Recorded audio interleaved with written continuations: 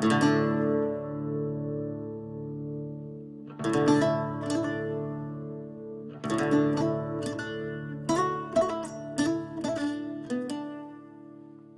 the revolution, we had what we call here the state TV. It's something that you might not have in North America.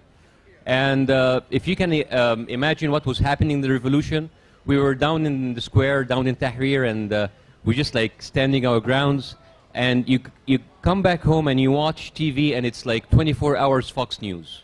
If you can imagine Fox News 24 hours, like multiplied by 10. That was our state TV. So you were having people talking about us, the people in Tahrir, saying they are like they're having group sex in Tahrir, and they're paid 50 euros each and a KFC meal, which I find it actually like a better reason to go there. You know, they were trying actually to say like, oh, what's happening there is bad. They're having sex. Seriously, that's why we have like billion people in Tahrir were like waiting to that to happen, but it never happened. So after the revolution, what happened was that I collected those videos, how they talked about the revolution, and I just made the show. It was kind of like a blessing that you can actually make fun of all the nonsense that was happening in the media, because what was happening, it was kind of a slander campaign. It's like everyone who went out of his house and stood their ground was either a traitor or a mercenary or just there to have sex. And till now, there's those kind of counter-revolution forces. They're trying to convince people that what happened in the revolution is some sort of a Masonic conspiracy. Like everything is coming from the Masonic temple in the States. And the most beautiful thing is that they got the Masonic temple and they got the picture and they have MTV above it. So like MTV is on it too. And Google and everything. So everybody is here to actually make a conspiracy out of that revolution. So, and this is part of being part of a totalitarian regime. They just repeat the lie over and over and over again until they make you believe it. And the same goes for if you're an extreme religious group or if you're in a certain cult. They make you follow whatever they will tell you. And in Egypt, we had a problem actually in believing in ourselves for so long.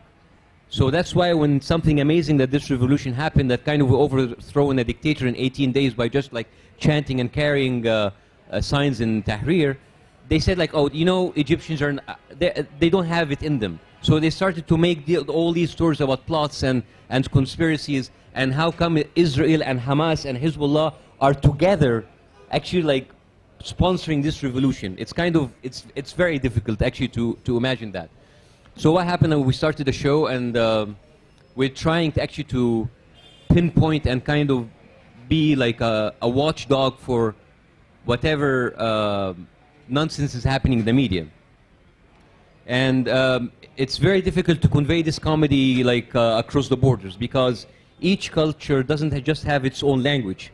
It has its own comedy. I could be speaking a certain, I can be like having good command of a certain language, but I will not have any idea about the comedy. Many Egyptians like will understand Friends, but they will not understand Frasier, which is a little bit more complicated. So, so how many of you, when they came here, they thought they're going to be kidnapped on the way, or terrorized, or going to be killed in the streets, right? None? Yeah, you did have that. Yeah, well, you know, if I'm watching the media 24 hours, I will think that. Because what I really liked about Fox News is they didn't talk about the revolution. They didn't talk about how we actually stood our ground for 18 days. They talked about Islamists going to seize power. Like, and that's like a very small part. So it's about like the misconception in the media. We have the same misconceptions about the United States too. I hear that half of the Americans don't even have a passport, including George W. Bush, until he actually seized power. So it's very important, and many of them actually didn't even have, like, they didn't go outside, and all that they have is like through YouTube videos or through American movies. First, like maybe 20 years ago, everybody thought that like America is like just like a group of Westerners.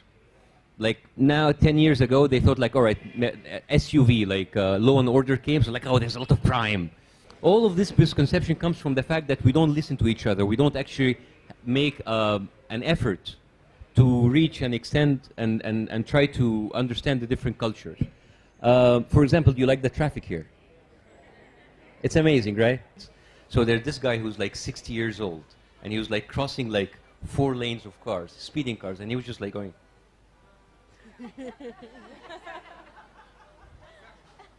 And he crosses the 4. It's amazing. We kind of have this control over cars. So I'm just gonna go around and like ask you, what did you find interesting? Chaos. Yes. It's very chaotic. Yes. And it never stops. The chaos is sort of 24/7. One thing that really fascinates me about Egypt is your sense of interior design. Is there any? No. I mean, I've never been to any city that people use the horn more than It's Cairo. a language. You know there's a language? Yes. It is a language. It's It is a language. Mostly it's cursing. Right. Another thing I noticed about the Egyptian is that there's a huge sense of respect and value of history, but they're also very passionate and ready to make changes for the future. Yeah. A lot of hope amongst the people that we talked to. So that was very impressive.